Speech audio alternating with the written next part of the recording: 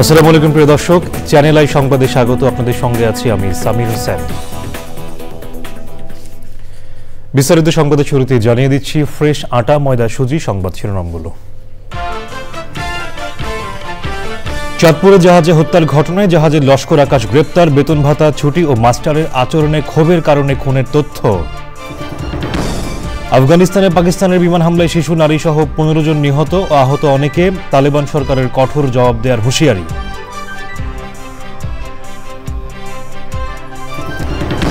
নানা আয়োজনে খ্রিস্ট ধর্মাবলম্বীদের সবচেয়ে বড় উৎসব বড়দিন উদযাপন, শান্তি সমৃদ্ধি কামনায় গির্জায় গির্জায় প্রার্থনা।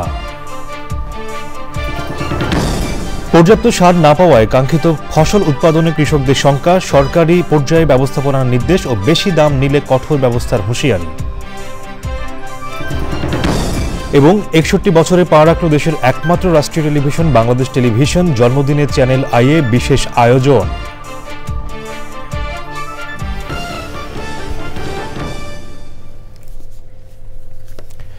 সংবাদ শিরোনামগুলো জানাচ্ছিলাম। এখনকার এই সংবাদ আয়োজন একই সঙ্গে চ্যানেল আইয়ের ইউটিউব চ্যানেল এবং চ্যানেল আইয়ের ওটিটি প্ল্যাটফর্ম আই স্ক্রিনে লাইভ স্ট্রিম হচ্ছে। এবার বিস্তারিত। চাঁদপুরের মাঝিরচরে এমবি আল বাখেরা জাহাজে 7 জনকে হত্যার ঘটনায় জাহাজের লস্কর আকাশ মণ্ডল ওরফে ইরফানকে গ্রেপ্তার করা হয়েছে। মঙ্গলবার রাতে বাগেরহাটের চিতলমারি থেকে র্যাব তাকে গ্রেপ্তার করে।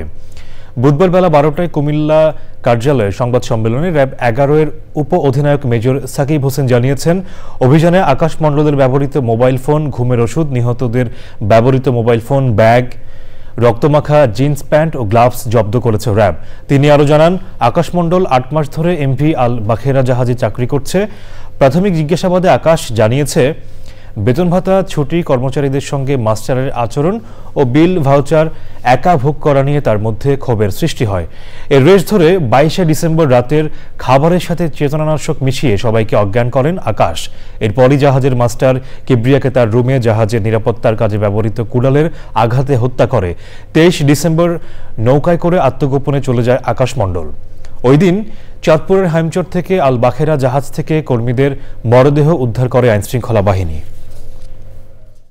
গ্রেফতারকৃত আকাশ মণ্ডল ওরফে ইরফানের দেওয়া তথ্য অনুযায়ী মূলত জাহাজের মাস্টারের ওপর ক্ষোভের কারণেই তার উদ্দেশ্য ছিল জাহাজের মাস্টারকে হত্যা করা, এবং এই হত্যাকাণ্ড সংগঠিত করার পর যখন সে বুঝতে পারে অন্যান্য যে ক্রুরা আছে তারা সে পালিয়ে গেলে তার সম্পর্কে তথ্য দিয়ে দিবে, তাই আইনশৃঙ্খলা রক্ষাকারী বাহিনীর হাত থেকে রক্ষা পাওয়ার জন্য সে ক্রমান্বয়ে বাকি সদস্যদেরকে হত্যার চেষ্টা করে। চাঁদপুরে জাহাজে 7 জনকে হত্যার মধ্য দিয়ে কারা কি উদ্দেশ্যে নৌযান শ্রমিকদের মধ্যে ভীতির সঞ্চার করে দেশকে অস্থিতিশীল করতে চায় তাদেরকে খুঁজে বের করার দাবি জানিয়েছেন শ্রমিক কর্মচারীরা। ঘটনার প্রতিবাদে হত্যাকারীদের খুঁজে বের করার দাবিতে রাজধানীর সদরঘাট লঞ্চ টার্মিনালে মানববন্ধন ও প্রতিবাদ সভায় এ দাবি জানান বক্তারা। জাতীয়তাবাদী নৌযান শ্রমিক কর্মচারী দলের ডাকা মানববন্ধনের প্রতিবাদ সভায় প্রধান অতিথি ছিলেন বিএনপি চেয়ারপারসনের উপদেষ্টা ও জাতীয় শ্রমিক দলের প্রধান সমন্বয়ক অ্যাডভোকেট শামসুর রহমান শিমুল বিশ্বাস। বক্তারা অবিলম্বে হত্যাকারীদের গ্রেপ্তার এবং কী কারণে ওই হত্যাকাণ্ড তা তদন্ত করে বের করার দাবি জানান। নৌযান শ্রমিকদের হত্যার ঘটনায় দেশবাসীকে সতর্কভাবে পরিস্থিতি পর্যবেক্ষণের আহ্বান জানান জাতীয়তাবাদী নৌযান শ্রমিকরা।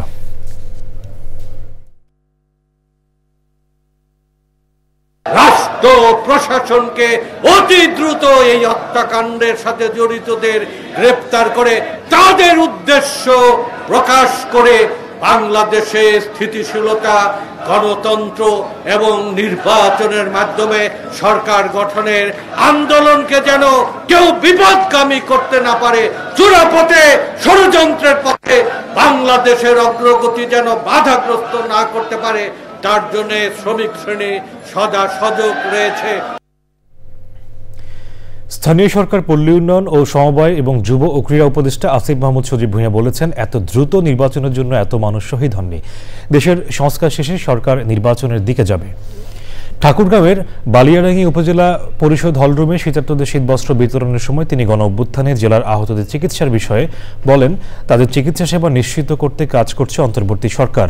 দ্রুত সময়ের মধ্যে তাদের চিকিৎসা নিশ্চিত করা হবে। তিনি আরো বলেন, বালিয়াডাঙ্গি উপজেলাকে ন্যাশনাল স্ট্যান্ডার্ডে নিয়ে যাওয়া হবে। সেই সাথে উপজেলা লাইব্রেরি স্থাপনের জন্য 50 লাখ টাকা বরাদ্দের ঘোষণা দেন তিনি।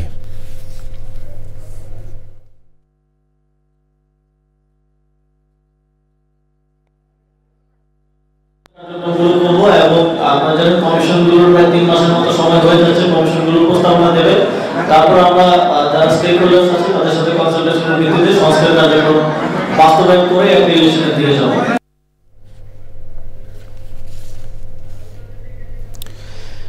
নানা আয়োজনে উদযাপন করা হচ্ছে খ্রিস্ট ধর্মাবলম্বীদের সবচেয়ে বড় উৎসব বড়দিন। রাজধানীতে সকাল 7টায় প্রার্থনার মধ্য দিয়ে শুরু হয় বড়দিনের আনুষ্ঠানিকতা। এ উপলক্ষে রাজধানী সহ সারা দেশে গির্জাগুলো সাজানো হয়েছে বর্ণিল সাজে। একে অপরের সঙ্গে বড়দিনের শুভেচ্ছা বিনিময় করছেন খ্রিস্ট ধর্মাবলম্বীরা। বিশ্বে হানাহানি বন্ধে ও শান্তি সৌহার্দ্যের বার্তা পৌঁছানোর প্রত্যাশা সবার। মিথিলা নাজরিনের রিপোর্টে দেখুন বিস্তারিত।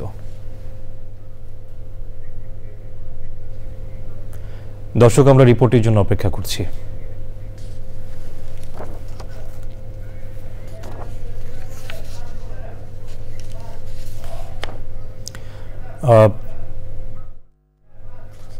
দর্শক, রিপোর্টটি আমাদের হাতে এসে পৌঁছানি, পরবর্তীতে আসা মাত্রই আমরা আবার তা প্রচার করব।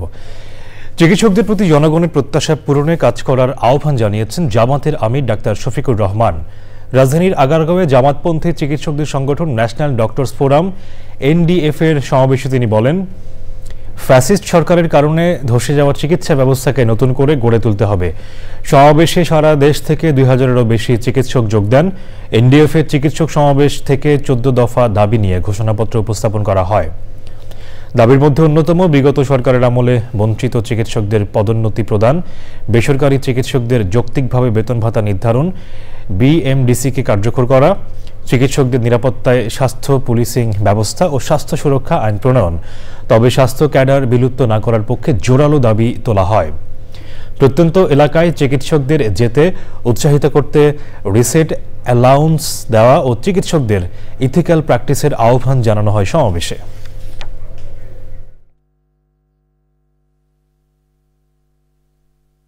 কষ্টের সময় শেষ দুটো ঠিকানা, একটি হচ্ছে চিকিৎসক বা হাসপাতাল, আর একটি হচ্ছে বিচারালয়। একটা আরেকটার কমপ্লিমেন্টারি। হেলথ সিস্টেম রিফর্মে অনেকগুলো প্রস্তাবনা এসেছে, কিন্তু কার জন্য? প্রোভাইডারদের কথা এসেছে, কিন্তু রিসিভারদের কথা আসেনি। এটা কার জন্য? যদি মানুষের সমাজে অসুখ বিসুখ থাকে তাইলে না সে ডাক্তারের কাছে আসবে, অথবা অসুখ বিসুখ প্রতিরোধের পরামর্শ প্রতিষেধক নিতে আসবে, অন্যথায় আসবে কেন? সার না পেয়ে দেশের বিভিন্ন স্থানে বিপাকে পড়েছেন কৃষক। কৃষির ভরা মৌসুমে সার সংকটে কাঙ্ক্ষিত ফসল উৎপাদনে শঙ্কা দেখা দিয়েছে। বিচ্ছিন্ন কিছু ঘটনা ছাড়া সারের কোনো সংকট নেই বলে দাবি করছেন কৃষি সচিব। তিনি জানিয়েছেন, জেলা প্রশাসক ও পুলিশ সুপার সহ বিভিন্ন সরকারি পর্যায়ে সার ব্যবস্থাপনায় অংশ নেওয়ার নির্দেশ দেওয়া হয়েছে।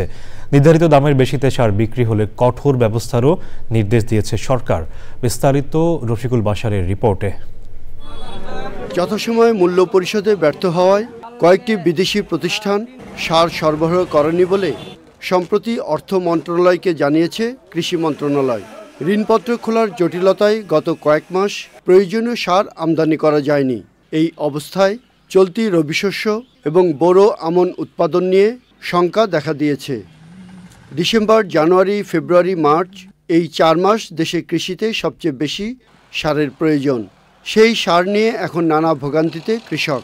অনেক জেলায় ইউরিয়া ও নন ইউরিয়া সার বেশি দামে বিক্রির অভিযোগ পাওয়া গেছে। সার তো পাচ্ছি না, ওইটা হচ্ছে আকাশ ছোঁয়া। আর বাংলাদেশি তো আমরা বাংলাদেশে বাস করি, কিন্তু বাংলাদেশি সার আমাদের কৃষকের মতো চোখে পড়ে না, ওটা স্বপ্ন হয়ে গেছে। 2-3 দিন ঘুরলাম, পাই নাই। বাজারে কিনতে গেলে 1800-র উপর টাকা দাম। তবে সারের যথেষ্ট মজুদ আছে জানিয়ে কৃষি সচিব বলেন, এ ধরনের অভিযোগ বিচ্ছিন্ন এবং 2-1টি স্থানে স্বল্প সময়ের জন্য হতে পারে। আমাদের যে পরিমাণ সারের মজুদ রয়েছে তাতে করে আমাদের সারের কিন্তু কোনো বাস্তবে কোনো সংকট নাই। এবার কিন্তু আমাদের উত্তরাঞ্চলে এবং মুন্সিগঞ্জে আলুর চাষ অন্যান্য আমাদের প্রেডিকশনের চাইতে অনেক বেশি হয়েছে। এতে করে কিন্তু আমাদের বেশ কিছু সারের ডিমান্ড নর্মালের চাইতে বেশি ছিল। কিছু ম্যানেজমেন্টে অনেক সময় একটু সামান্য কিছু থাকে, কিন্তু এটা তার মানে এই না যে সারের সংকট বা সারের কমতি আছে। সার আছে, কিন্তু কৃষক পর্যন্ত পৌঁছানোটা একটু আমাদের জন্য অনেক সময় চ্যালেঞ্জ হয়। পরিবহন সমস্যা সমাধানে লাল সালু লাগানো এবং কালোবাজারি দূর করতে বিশেষ ব্যবস্থা নেওয়ার নির্দেশ দেওয়া হয়েছে।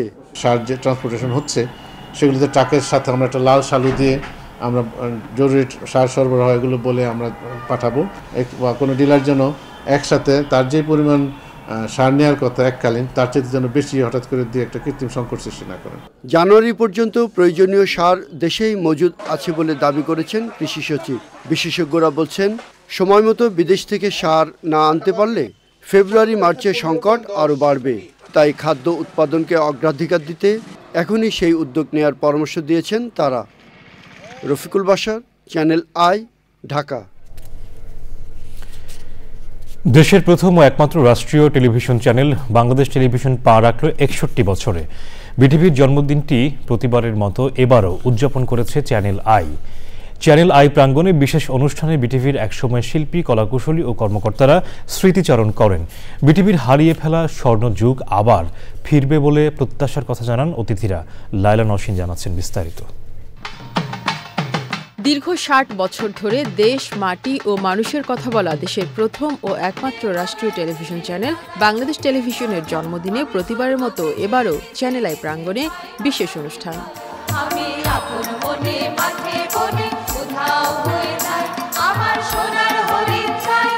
খ্রিস্ট ধর্মাবলম্বীদের সবচেয়ে বড় উৎসব বড়দিনের সকালে বাংলাদেশ টেলিভিশনের জন্মদিন উপলক্ষে চ্যানেল আইয়ের সুসজ্জিত প্রাঙ্গণ থেকে শুরুতেই শুভেচ্ছা জানান প্রতিষ্ঠানটির পরিচালনা মণ্ডলীর সদস্যরা।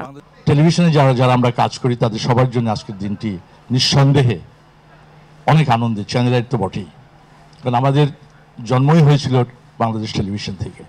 সেই হিসেব করে আমরা প্রায় গত 12 বছর তো হলো বাংলাদেশ টেলিভিশনের এই আয়োজনটি বাংলাদেশ টেলিভিশনের জন্মদিনে করে থাকি। বিটিভিতে যদি আমরা কাজ না করতাম, আমরা আজকে কিন্তু চ্যানেল আইকে এই জায়গায় আনতে পারতাম না। এবং আমাদের যদি বলি যে মূল শিক্ষা, সেটা কিন্তু বিটিভির থেকে হবে। কেউ কারো নয় দুঃখের দুঃখী। 60 পেরিয়ে 61তে পা দেয়া বিটিভির জন্মদিন উদযাপন অনুষ্ঠানে স্মৃতিচারণ করেন বিটিভির মাধ্যমে গণমাধ্যমে হাতেখড়ি হওয়া বিশিষ্টজনেরা। ছিল ভার্চুয়াল শুভেচ্ছা বাণীও। যেহেতু পূর্ব পাকিস্তান সব জায়গায় সব ক্ষেত্রেই কিন্তু বঞ্চিত ছিল, তো তারা ঠিক করলো যে টেলিভিশনটা প্রথমে পূর্ব পাকিস্তানই হবে। কিন্তু আমরা সবাই মিলে খুব আনন্দ করে টিভি দেখতাম এবং আমার মা সবাইকে খাওয়াতেন এবং আদর করে টিভি দেখাতেন। এটার সাথে আমার একদম তারুণ্য থেকে বিভিন্ন সময়ের যে যোগটা আছে সেই যোগটার সাথে মিলে গিয়েছিল বলে সেখানে আমি একদম লম্বা সময় ছিলাম। আপনাদের যে স্কোপ আছে বিটিভির, এটা কারোরই নাই। আপনারা আবার জনগণের টেলিভিশন হন। আমি দেশে আবার এসেছি এবং আবার একটু নতুন অনুষ্ঠান করার চেষ্টা করছি, যার জন্য 37 বছর ধরে আমি চেষ্টা করছিলাম। আমার কাছে অদ্ভুত লাগলো যে কি যন্ত্র আসলো আমাদের দেশে। পরে জানলাম এটা টেলিভিশন, এবং সেখানে প্রচুর বেগার খাটলাম, পরিশ্রম করলাম এবং এখনো পরিশ্রম করি। আমি যেহেতু বিটিভিতে গড়ে উঠেছি, বিটিভি আমাকে লালন করেছে, বিটিভি আমাকে এখনো মানুষের কাছে পরিচিতি রেখেছে। অনুষ্ঠানে প্রথম টেলিভিশন দেখার স্মৃতিকথা সহ এক সময়ের বিস্ময়কর বোকা বাক্স নিয়ে নানা কথা উঠে আসে বিশিষ্টজনদের মুখ থেকে। 71-এর পরপর 72-এ ডিআইজি ভবনের টেলিভিশন, তখনই আমার অডিশন এবং প্রথম প্রোগ্রাম। প্রথম দিনই আমি লাস্টে গাইলাম আজি ভাল করিয়া বাজানের দোতরা, বাস এটাই আমার রুটিন হয়ে গেল। অনুষ্ঠানটি উপস্থাপনা করেন বিশিষ্ট অভিনেতা আফজাল হোসেন। আয়োজন শেষে বাংলাদেশ টেলিভিশন তারিখ অভিধান গ্রন্থের মোড়ক উন্মোচন করা হয়। অনুষ্ঠানটি সরাসরি সম্প্রচার করা হয় চ্যানেল আই এর পর্দায়। Laila Nowshin, channel I, Dhaka. সংবাদের পর্যায়ে নিচ্ছি বিরতি। আর বিরতির পর আবার আমন্ত্রণ। আফগানিস্তানে পাকিস্তানের বিমান হামলায় শিশু ও নারীসহ 15 জন নিহত হয়েছেন, আহত হয়েছেন অনেকে। হামলার উপযুক্ত জবাব দেয়ার হুঁশিয়ারি দিয়েছেন আফগানিস্তানের তালেবান সরকার। পাকিস্তানি কর্মকর্তারা এখনও বিষয়টি নিয়ে মন্তব্য করেননি। এই ঘটনায় পাকিস্তান আফগানিস্তান সীমান্তে তীব্র উত্তেজনা বিরাজ করছে।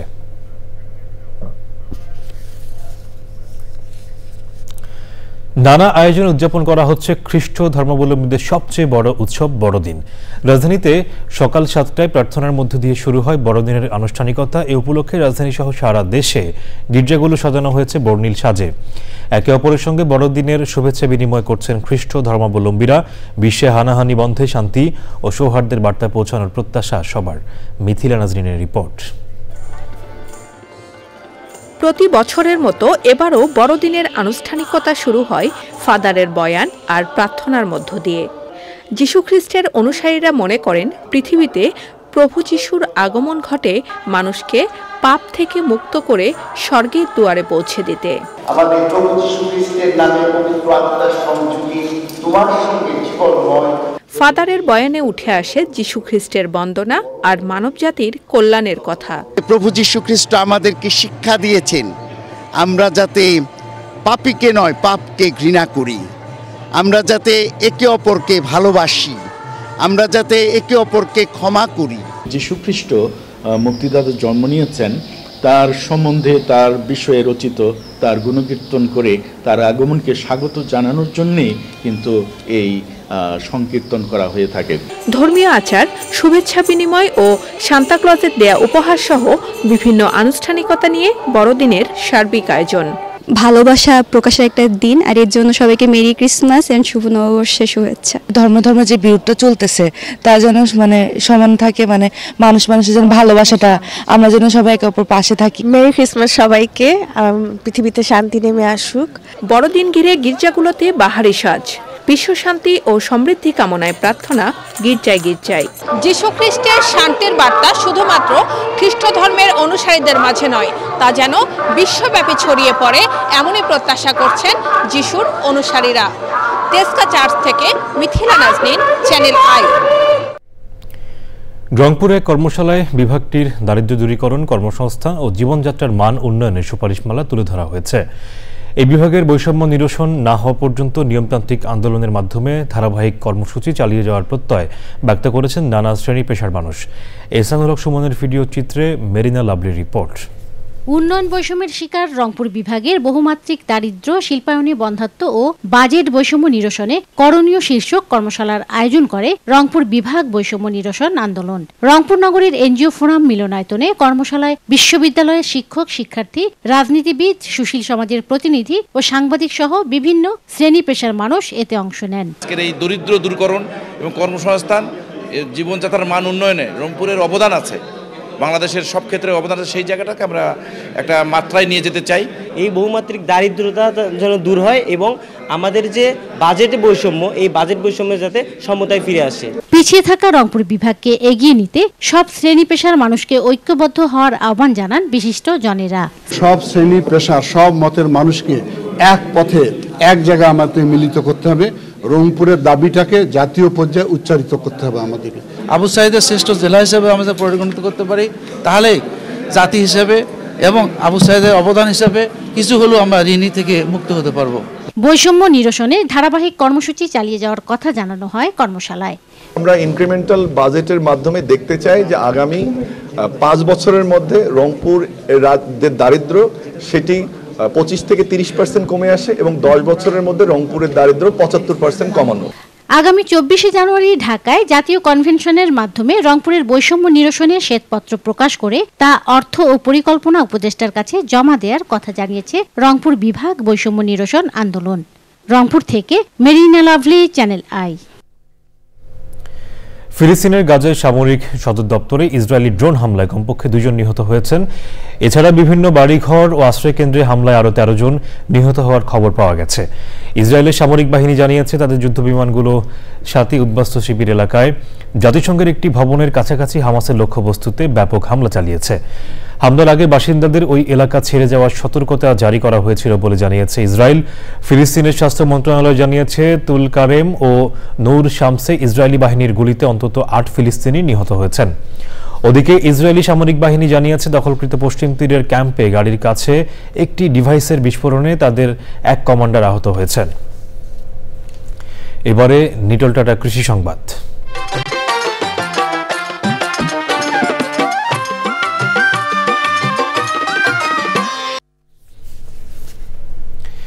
চাষের সময় ও খরচ দুটোই কম হয় মেহেরপুরের কৃষকের কাছে জনপ্রিয় হচ্ছে সরিষা চাষ। কয়েক বছরে নতুন নতুন জাত উদ্ভাবনের ফলে শস্যটির ফলনও আগের চেয়ে বেড়েছে। মেহেরপুর প্রতিনিধি গোলাম মোস্তফার রিপোর্ট। কৃষি সম্প্রসারণ অধিদপ্তর মেহেরপুরের তথ্যমতে জেলায় সরিষার আবাদের লক্ষ্যমাত্রা ধরা হয়েছিল ৭,১৩৫ হেক্টর জমিতে। আবাদ হয়েছে ৬,৯৩৫ হেক্টর, যার লক্ষ্যমাত্রা চেয়ে ২১০ হেক্টর কম। পরবর্তী সময়ে আবহাওয়া সরিষা চাষের অনুকূল হওয়ায় আবাদ ভালো হয়েছে। ভালো ফলনের আশাও করছেন চাষিরা। বিঘা প্রতি হয়তো 6 থেকে 7 মণ এরকম একটা হইতে পারে এই আশা ভরসা নিয়ে আমরা আবাদ পানি করেছি। 2 ফসলের মাঝামাঝি আমাদের শস্যটা হয়ে যায়। শস্যটা দেখা গেল আমাদের সংসারে একটা তেলের একটা ঘাটতি থাকে, ওই শস্যটাতে আমাদের পূরণ হয়ে যায়। বর্তমান আমাদের যে ভোজ্য তেলের যে ঘাটতি দেখা দিচ্ছে, এই কারণে আমাদের জমিতে আমরা যে সরিষা চাষটা করতেছি। সার তেলের যে দাম বেশি তার জন্য আমাদের করতে একটু কষ্ট হয়। সরকার যদি সার তেলের একটু ঘাটতি পূরণ করতো তাহলে আমরা হয়তো আরও চাষ করার আগ্রহ থাকতাম। কৃষি বিভাগ বলছে অক্টোবরে ভারী বর্ষণের কারণে এবার লক্ষ্যমাত্রা অর্জিত হয়নি। তবে আমদানির নির্ভরতা কমাতে চাষিদের সরিষা চাষে উদ্বুদ্ধ করা হচ্ছে।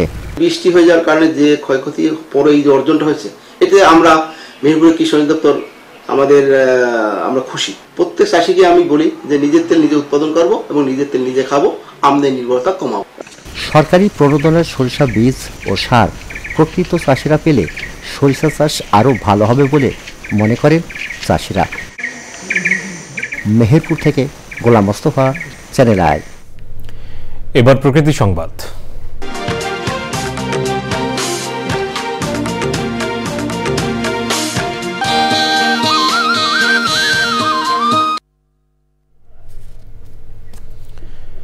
কক্সবাজারে জনপ্রশাসন একাডেমি স্থাপনের বনের 700 একর জমির লিজ বাতিলের সিদ্ধান্তকে স্বাগত জানিয়েছে পরিবেশবাদী ও বিশেষজ্ঞরা। ফেরত পাওয়া বনাঞ্চলে বন্যপ্রাণীর অভয়ারণ্য গড়ে তোলার পরিকল্পনা নিয়েছে বন বিভাগ।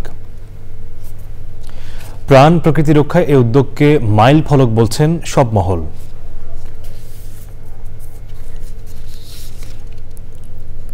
এবারে খেলার খবর।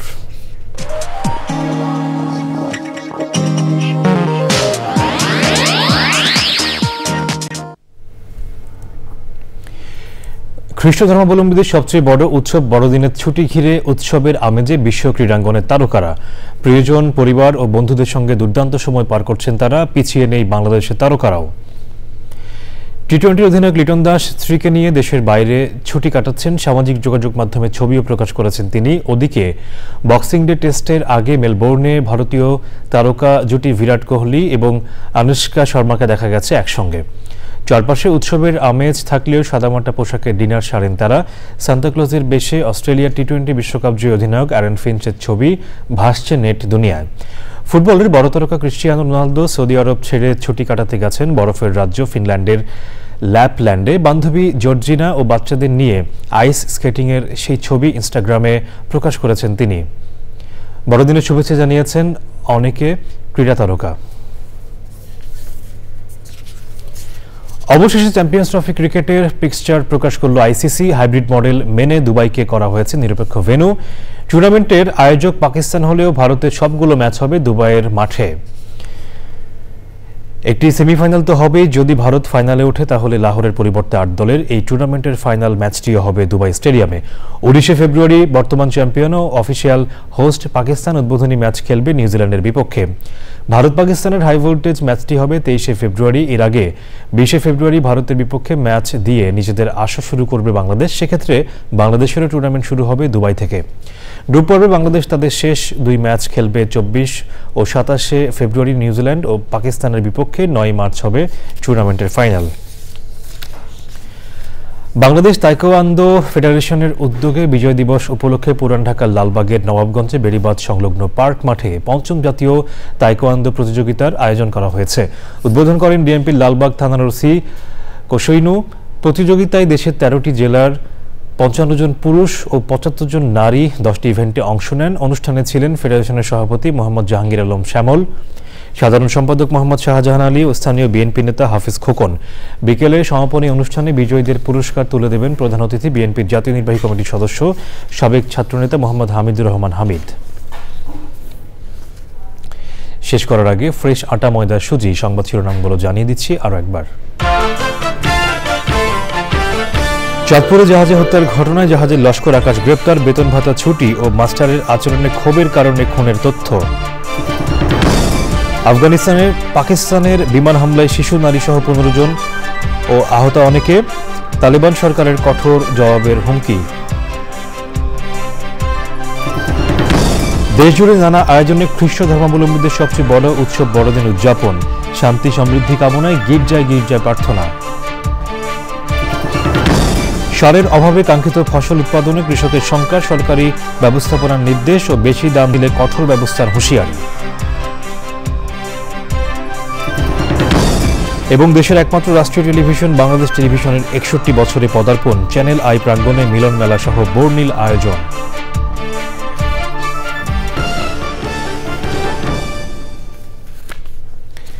দর্শক, চ্যানেল আইয়ের সর্বশেষ সংবাদ জানতে ভিজিট করুন channelionline.com-এ। যুক্ত থাকুন আমাদের সোশ্যাল মিডিয়া প্ল্যাটফর্মগুলোর সাথে। এতক্ষণ সাথে থাকার জন্য ধন্যবাদ সবাইকে।